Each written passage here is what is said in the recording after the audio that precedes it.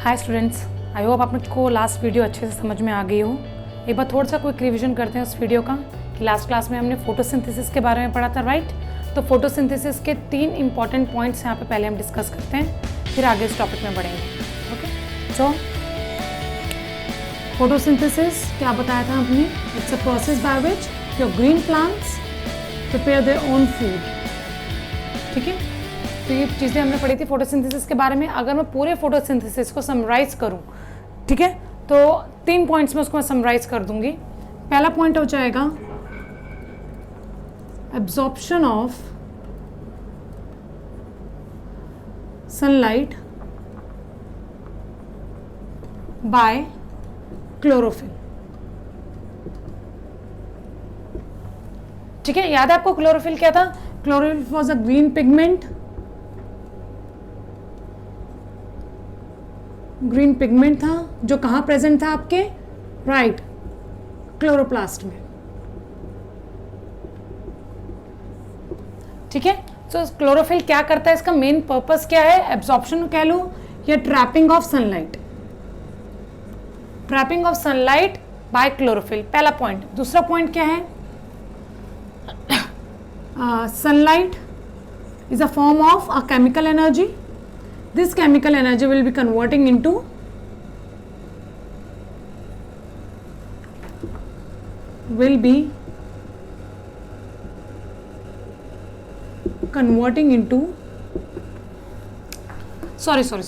this light energy, this light energy, sunlight is a form of a light energy. ठीक है, light energy will be converting into chemical energy.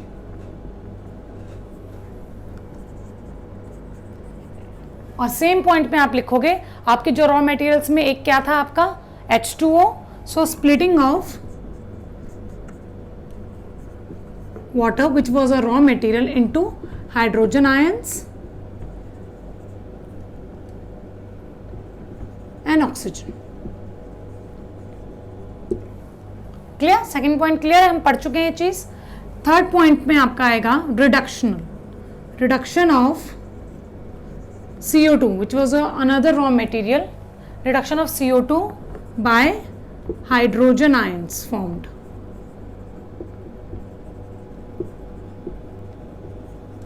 ठीक है, CO2 का reduction होगा आपके hydrogen ion से और अल्टीमेटली आपका क्या बन जाएगा?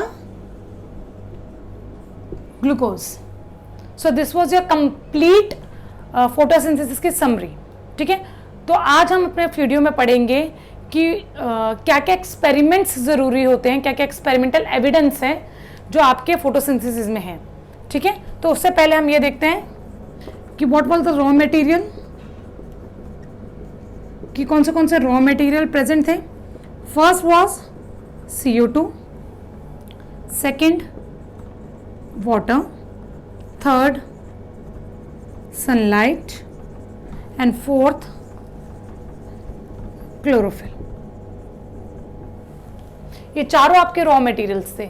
ठीक है, तो हमें ये प्रूफ करना है, अभी एक्सपेरिमेंटली आपको बताना होगा कि ये चारों क्यों जरूरी है आपकी फोटोसिंथेसिस की इक्वेशन को, फोटोसिंथेसिस के सिस्टम को, प्रोसेस को कंप्लीट करने के लिए। ठीक है, अब एक एक एक्सपेरिमेंट हम स्टार्ट में पढ़ेंगे। आ जाओ। फर्स्ट,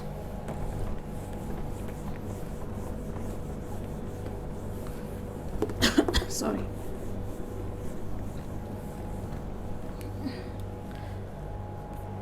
पहला हम पढ़ेंगे experiment to show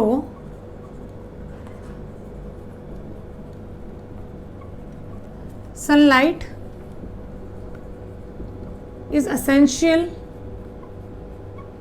is necessary for photosynthesis.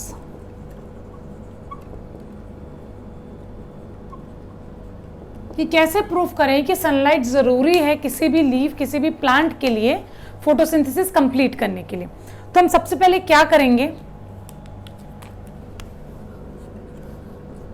Plant लेंगे, प्लांट में से लीफ लेंगे।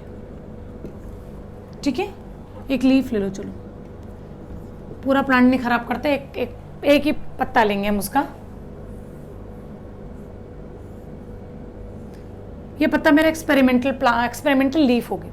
अब सबसे पहले मैंने क्या किया, यहां पर मैंने क्या लगा दिया, अपना एल्यूमिनियम फॉइल, पूरा अच्छे से राउंडली से कवर किया, नहीं आगे से किसे पीछे से भी मैंने अच्छे से लीफ को कवर कर दिया विद एल्यूमिनियम फॉइल। ठीक है, और इसको ऐसे ही छोड़ दिया फॉर 2 to 3 डेज। ठीक है, 2 to 3 डेज के बाद मैंने लीफ को तोड़ा। लीफ को तोड़ने के बाद सबसे पहले मुझे क्या करना है, इसका एल्यूमिनियम फॉइल रिमूव किया, लीफ में से रिमूव एल्यूमिनियम फॉइल। ठीक है, अब मुझे सबसे इंपॉर्टेंट है, मुझे इसमें से क्लोरोफिल हटाना होगा।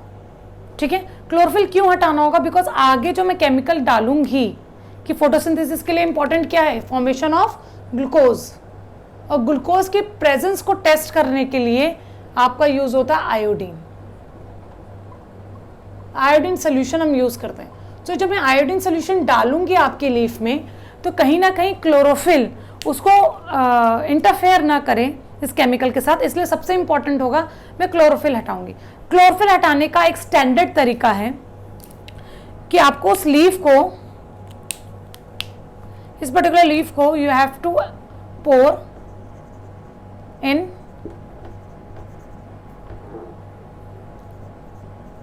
Alcohol solution. अल्कोहल सोल्यूशन में इसको पोर करना है एंड उस लीफ को हमें फिर वाटर, हॉट वाटर बाथ में रखना है। ठीक है, इससे क्या होगा, आपकी जो लीफ की मेम्ब्रेन है that will disintegrate and ultimately सारा क्लोरोफिल आपका बाहर आ जाएगा। ठीक है, इसकी वजह से क्या होगा, लीफ की जो मेम्ब्रेन है वो डिसइंटीग्रेट हो जाएगी और सारा आपका क्लोरोफिल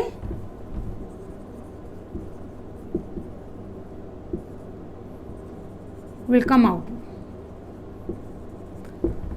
ठीक है, तो अब आपके पास ऐसी लीफ बची है जो अब नॉन ग्रीन है, डीकलराइज्ड है, बिकॉज ग्रीन कलर है लीफ का, किसकी वजह से होता है, क्लोरोफिल की वजह से होता है। अब क्लोरोफिल मैंने पूरी तरीके से हटा दिया है, तब ये कौन सी लीफ होगी मेरी,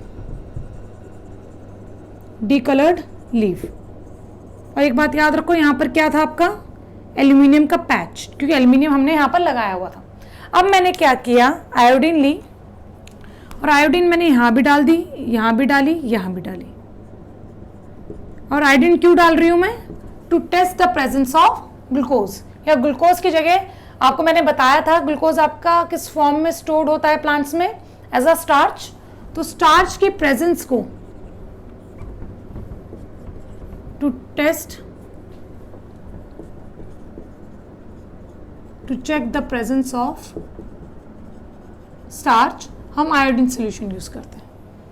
ठीक है, अब कैसे पता चलेगा, हमेशा याद रखो जब भी कोई हम सोल्यूशन यूज कर रहे हैं, कोई रिएक्शन हो रहा है, वो रिएक्शन कब हमें विजिबली आएगा कि हाँ हो गया है, there would be a change, कुछ ना कुछ चेंज होगा।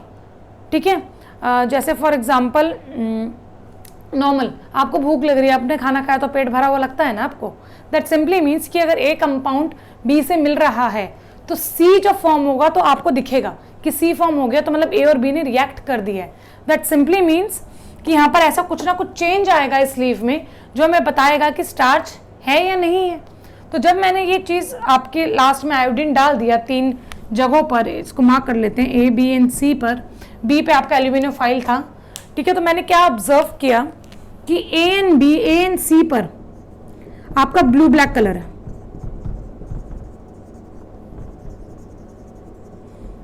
ब्लू ब्लैक कलर है, मतलब इस जगह पे आपकी फोटोसिंथेसिस हो रही है। और बी पर there was no colour change, ये डी कलर था। तो अल्टीमेटली मैं क्या बता रही हूं कि एल्यूमिनियम ने क्या किया, उस पार्ट पर आपकी सनलाइट नहीं आई, सनलाइट फॉल नहीं कर पाई उस पर। तो जब सनलाइट फॉल नहीं करी है, फोटोसिंथेसिस हुआ नहीं है। और फोटोसिंथेसिस कैसे नहीं हुआ ये हमें कैसे पता चला, आयोडीन टेस्ट से, क्योंकि उस जगह पे कोई स्टार्च मॉलिक्यूल प्रेजेंट नहीं था। ठीक है, ये अच्छे से आपको बात समझ में आ गई है, एक बार खुद रिवाइज करते हैं, आ जाओ। ये एक्सपेरिमेंट हमने क्यों किया है, चेक करने के लिए कि सनलाइट आपकी जरूरी है या नहीं है फोटोसिंथेसिस के लिए। अब कब पता चलेगा? जब फोटोसिंथेसिस हो रही है, जब आपकी स्टार्च की फॉर्मेशन होगी। स्टार्च की फॉर्मेशन हम कैसे चेक करते हैं? By iodine solution. अगर आयोडीन सोल्यूशन आपका ब्लू ब्लैक में चेंज हो रहा है तब वो स्टार्च है, अगर ब्लू ब्लैक में चेंज नहीं हो रहा है तो वो स्टार्च नहीं है। वहाँ पर एक्सपेरिमेंट एज फॉलोज, हमने एक लीफ ली, लीफ के एक पोर्शन पे हमने एल्यूमिनियम फॉइल को अच्छे से रैप कर दिया उसकी लीफ पे, एक कुछ लीफ, पूरी लीफ नहीं, लीफ के कुछ पार्ट पे, और उस लीफ को 2-3 दिन के लिए वैसे ही छोड़ दिया। ठीक है, उसके बाद हमने क्या किया, लीफ हमने रिमूव कर दी, लीफ हमने उस प्लांट से निकाली, हमने एल्यूमिनियम फॉइल रिमूव किया, और सबसे पहले हमने ये दोनों स्टेप्स इसलिए किए हैं टू रिमूव क्लोरोफिल। क्यों क्लोरोफिल रिमूव करने की क्या जरूरत पड़ी है? वो इसलिए जरूरत पड़ी है हमें क्लोरोफिल रिमूव करने की ताकि जब मैं आयोडीन सोल्यूशन डालूं तो क्लोरोफिल उस रिएक्शन में इंटरफेयर ना करे। ठीक है, तो हमने अल्कोहल सोल्यूशन में अपनी लीफ डाली, सेम मैंने उसी लीफ को, जैसे इसको मैं बताती हूँ इसको एक्सपेरिमेंटली हम करते कैसे हैं। एक बीकर लिया, बीकर में अल्कोहल है, अल्कोहल में आपकी लीफ है, इसी बीकर को मैंने अब एक बॉइलिंग वाटर में डिप कर दिया।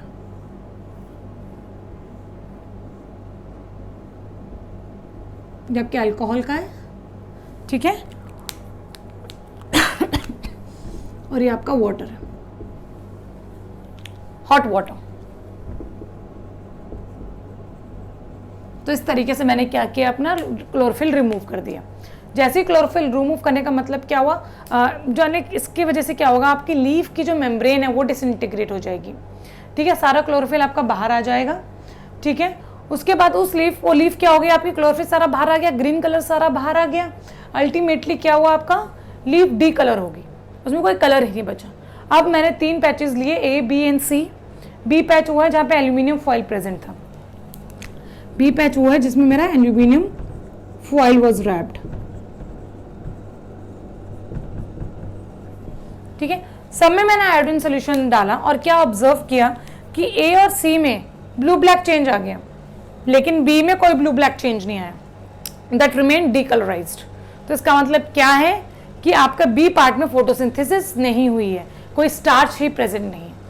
क्लियर है? तो फर्स्ट हमने पढ़ लिया experimental to show sunlight is important. Second देखो, to experiment to show carbon dioxide is necessary. अब हम पढ़ेंगे कार्बन डाइऑक्साइड के लिए।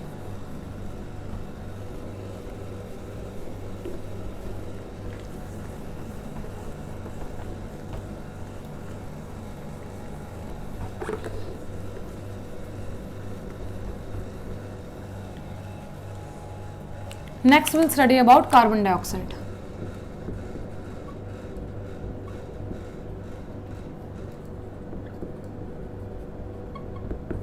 इसके लिए बहुत सिंपल एक्सपेरिमेंट है।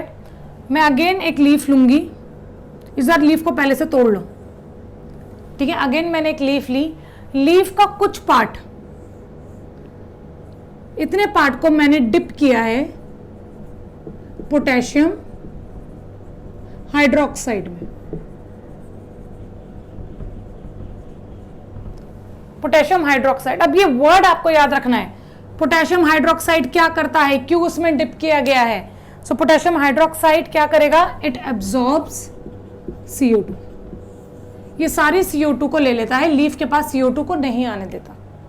ठीक है, तो मैंने क्या किया, एक जार लिया, एयर टाइट जार है ये,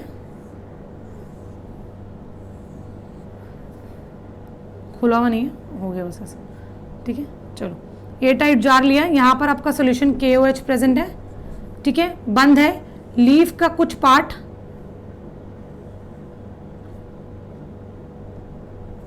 यहाँ तक है KOH। ठीक है, लीफ का कुछ पार्ट मैंने इसके अंदर डिप कर दिया, ये वाला पार्ट आपका KOH के अंदर है। ठीक है, ऊपर से टाइट है, ये एयर टाइट कंटेनर है, तो कोई ऑक्सीजन या कार्बन डाइऑक्साइड बाहर आना जाने कुछ नहीं हो सकता है, कोई एक्सचेंज नहीं हो सकती गैस में। ठीक है, और ये वाली जो लीफ है ना आपकी बेटा, ये बाहर है, जार के बाहर है।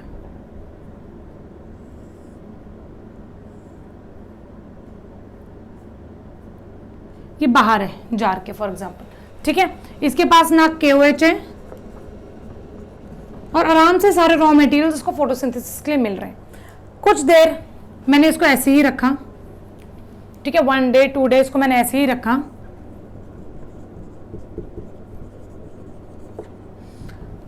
अब क्या किया मैंने, इस लीफ को बाहर जैसे ही निकाला, KOH का पार्ट है ये। अगेन बाबू मुझे इसमें स्टार्च की प्रेजेंस करनी है कि फोटोसिंथेसिस हुई है या नहीं हुई है। अगेन मुझे आयोडीन डालना है, तो आयोडीन डालने से पहले सबसे इंपॉर्टेंट स्टेप क्या होगा आपका, क्लोरोफिल रिमूव करना, ठीक है। तो इसमें भी हम सबसे पहले क्लोरोफिल रिमूव करेंगे। क्लोरोफिल रिमूव करने के लिए 2 स्टेप बताए थे मैंने आपको। पहला स्टेप क्या था आपका, alcohol plus hot water.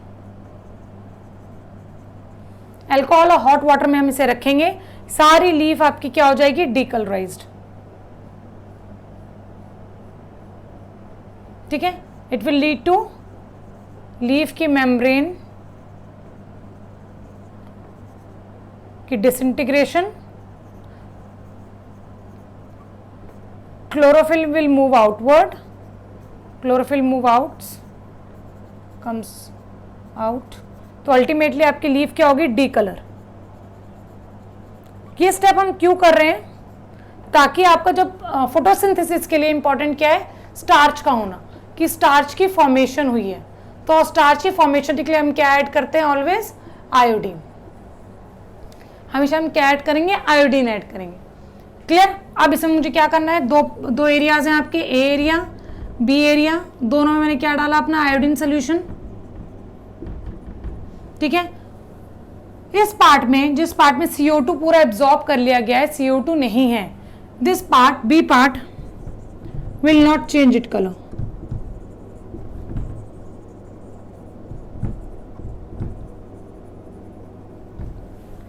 Colour change नहीं होगा, ठीक है। लेकिन जब मैं ए पार्ट की बात करूंगी, ए पार्ट में ब्लू ब्लैक कलर आ जाएगा।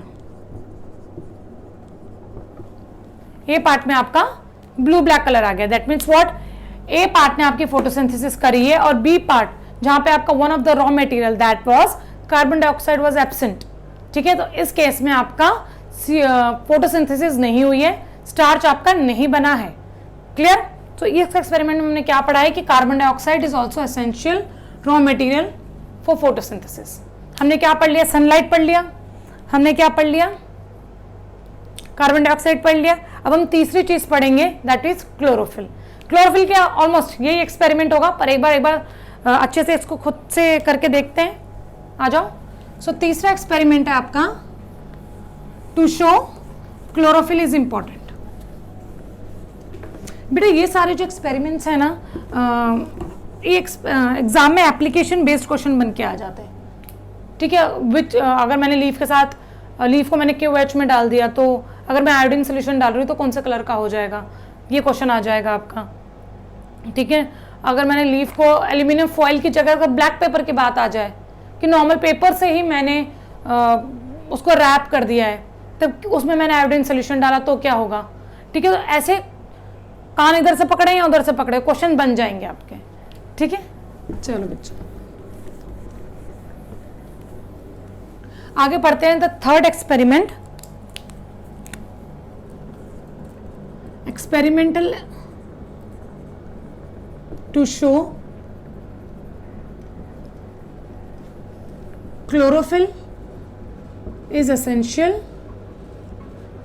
necessary for photosynthesis। फोटोसिंथेसिस में क्या बन रहा है आपका, स्टार्च बन रहा है। स्टार्च की प्रेजेंस हम किससे चेक करते हैं, आयोडीन सोल्यूशन से। अब तक आपको ये बात याद होगी, ठीक है। अब इसमें कुछ नहीं करना, हम कंपैरेटिव स्टडी कर लेते हैं एक बार को। एक मैंने एक लीफ ली है, मैं दूसरी लीफ ली है। अगर आप चाहो तो एक लीफ के ही 2 पार्ट्स कर सकते हो, कोई दिक्कत नहीं है, ठीक है। मैंने एक लीफ ली, 2 लीफ ली, A leaf B leaf. B leaf में मैंने सारा क्लोरोफिल रिमूव कर दिया। कैसे रिमूव किया है मैंने, अगेन अल्कोहल सोल्यूशन में डाले हैं plus hot water bath solution मैंने इसको डाल दिया, ठीक है। सारा लीफ की मेम्ब्रेन डिसइंटीग्रेट हो जाएगी, लीफ की मेम्ब्रेन डिसइंटीग्रेट होगी, सारा क्लोरोफिल बाहर आ गया, लीफ क्या होगी आपकी डीकलर्ड, डीकलराइज्ड, सारी लीफ आपकी डीकलराइज्ड होगी। अब मैंने क्या किया है, दोनों में अपने आयोडीन सोल्यूशन पोर कर दिया।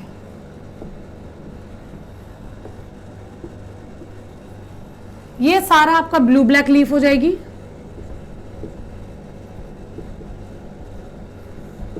और ये आपकी डीकलराइज्ड ही रहेगी।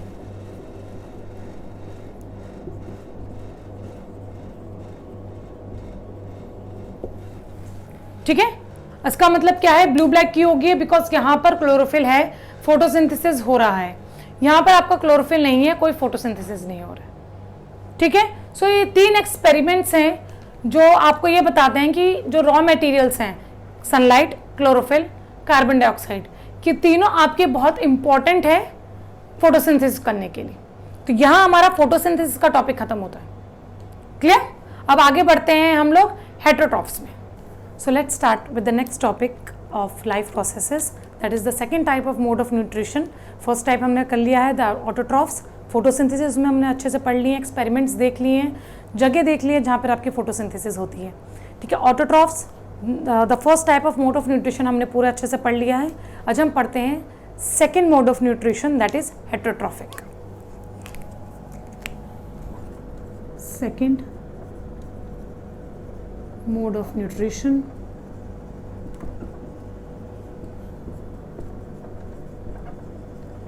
heterotrophic. Heterotrophic means इसके अंदर वो ऑर्गेनिजम्स आएंगे आपके जो अपना खाना खुद नहीं बनाते हैं, दे डायरेक्टली और indirectly depend upon others for their food. So heterotrophic mode of nutrition is that nutrition in which the organisms obtain food from others, which can be directly or indirectly. For example, जैसे अभी मैंने दूध पिया, ठीक है, so दूध is not synthesized by me, I am dependent on other animals ताकि वो मुझे मिल्क दे और मैं पीऊँ।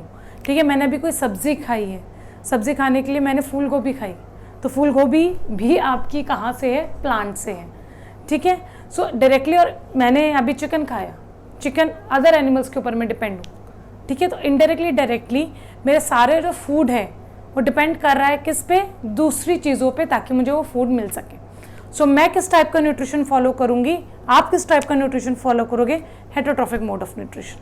ठीक है, इसमें heterotrophic mode of nutrition is further divide into 3 types. This is further divide into 3 types: saprophytic, parasitic and holozoic. Saprophytic, parasitic and holozoic. सबसे पहले बहुत इजी पढ़ लेते हैं हम होलोजोइक। ठीक है, होलोजोइक मोड ऑफ न्यूट्रिशन वो होता है जिसमें एक ऑर्गेनिज्म कॉम्प्लेक्स फूड को खाता है और उसकी बॉडी उसको डाइजेस्ट करती है, and ultimately that complex food is useful for that organism to form energy. ठीक है, तो जैसे हम लोग फूड खाएंगे, इंजेशन प्रोसेस से उसे डाइजेस्ट करेंगे, and ultimately that food is responsible for producing energy in our body.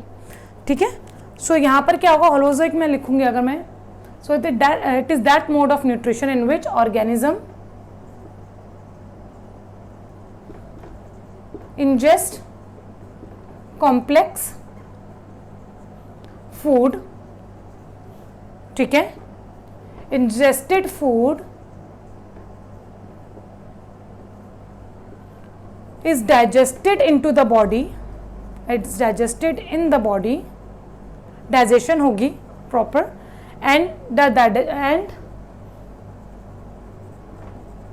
digested food is used to make energy bye absorption. ठीक है, खाना खाया, खाना खाने के बाद उसको डाइजेस्ट किया, उस खाने को यूटिलाइज किया हम लोगों ने एनर्जी बनाने के लिए। तो ultimately this type of nutrition is called as holozoic mode of nutrition. और इसके एग्जाम्पल सबसे इंपॉर्टेंट हो गया ह्यूमन बींग्स।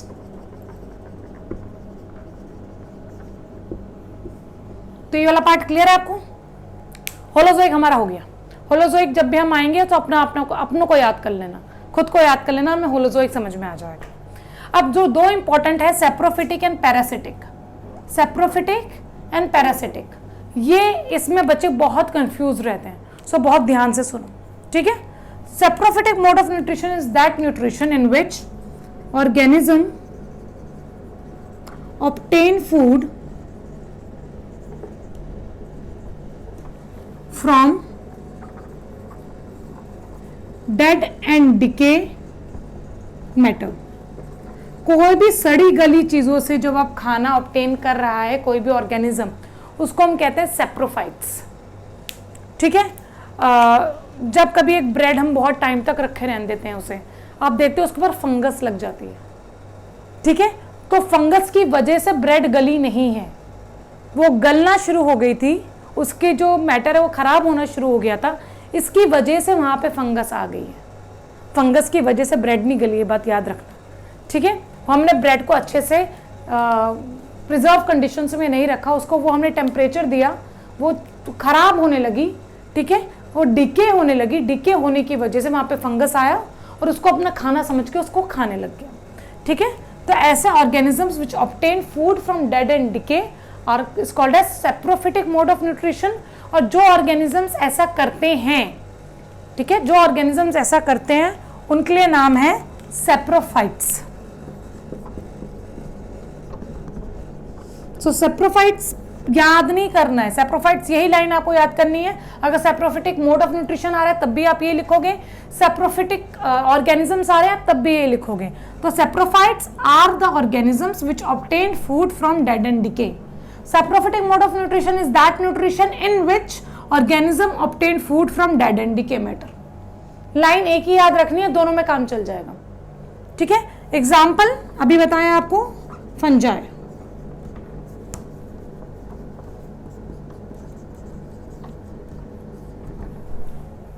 क्लियर? अब पैरासिटिक समझो। पैरासिटिक वो ऑर्गेनिजम्स होते हैं जो जिंदा लोगों से अपना खाना ऑब्टेन करते हैं। ठीक है, याद रखना, जिंदा लोगों से, इसलिए मैंने वर्ड बोला है। Organisms obtain food from living organism. किसी लिविंग ऑर्गेनिज्म से अपना फूड लेना, that is called as parasitic mode of nutrition, and the organism जो ऐसा करते हैं उनको हम क्या कहते हैं? parasites। ठीक है, जो लिविंग ऑर्गेनिज्म है जिससे हम खाना ले रहे हैं, लिविंग ऑर्गेनिज्म जिससे हम खाना ले रहे हैं, तो उसको हम बोलते हैं host. that is called as host, the organism from which a parasite obtains its food is called as host। ठीक है, एक बात और याद रखो, ऑब्वियसली जिससे हमें खाना मिल रहा है, ठीक है, उसको हम मारेंगे तो नहीं ना, तो हमेशा याद रखना, parasite in most of the cases do not kill the host. ठीक है, parasite in most of the cases do not kill the host. Host को कभी मारता नहीं है, अगर वो मारेगा तो खाएगा क्या? ठीक है, तो पैरासाइट होता है ऐसे चला के। सॉरी, लिख लिया? आगे बढ़े। Parasite never gives any benefit to host. Host को कभी वो सामने से कुछ बेनिफिट नहीं करेगा, वो उससे ले जरूर रहा है, उसको हार्म भी नहीं करेगा, ना ही उसको कुछ बेनिफिट प्रोवाइड करेगा। ठीक है, हार्म इन तरीके से मतलब उसको मारेगा नहीं। क्लियर? तो ये पॉइंट्स आपको याद रखने हैं कि पैरासाइट कौन है, जो लिविंग होस्ट के ऊपर डिपेंड करता है अपने खाने की वजह से, खाने के लिए। उस लिविंग होस्ट को हम क्या बोलते हैं? होस्ट। वो पैरासाइट कभी भी अपने होस्ट को मारेगा नहीं। और तीसरा, वो पैरासाइट कभी उस होस्ट को कुछ बेनिफिशियल कुछ नहीं प्रोवाइड करेगा। क्लियर? इसका एग्जाम्पल बहुत नॉर्मल है, जुएं।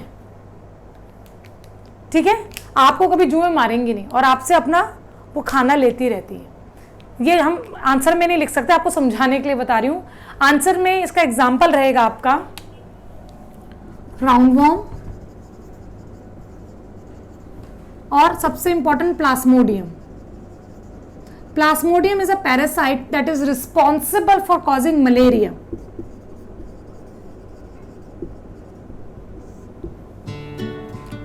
ठीक है, तो ये दोनों इसके एग्जाम्पल्स रहेंगे, इसका फंजाई, राउंडवॉर्म और Plasmodium, and human beings in case of holozoic. Nutrition का जो पार्ट है आपका लाइफ प्रोसेस का, यहाँ वो खत्म होता है। आगे हम लोग पढ़ेंगे न्यूट्रिशन इन एनिमल्स एंड सबसे इंपॉर्टेंट ह्यूमन डाइजेशन।